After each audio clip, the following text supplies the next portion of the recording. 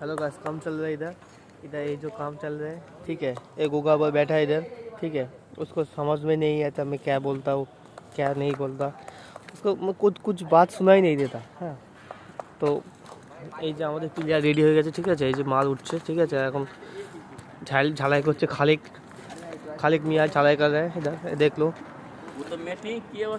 हिंदी समझ में नहीं आता, थोड़ा थोड़ा आता है। जो पुष्पा भाव है ना, पुष्पा भाव खैनी खा रहा है। हम लोग खैनी का बिजनेस करेंगे। खैनी किधर है, लेके आओ। अरे हम लोग खैनी का बिजनेस करेंगे। ये जो खालिक मियाँ झलाई कर रहे हैं, देखो वेल्डिंग कर रहे हैं। ये पिलर उठेगा एक 20 फीट का। हाँ, ये दो काम पूरा के पूरा ख़त्म हो चुके हैं। আছে তো ওই দেখো আরসিএল পেছনে ওই যে প্লেয়ার পেছনে আছে মনে হয়। ঠিক আছে, দেখা হচ্ছে পরের ভিডিওতে। আজকের মতো এই টাকাবো প্লেয়ারটা কীভাবে তোলা হয় না হয়, কেউ যদি থাকতো আমার সাথে গাইজ ফোনটা ধরার মতো দেখিয়ে দিতাম, ঠিক আছে। কিন্তু কেউ তো নেই এখানে ফোন ধরার মতো।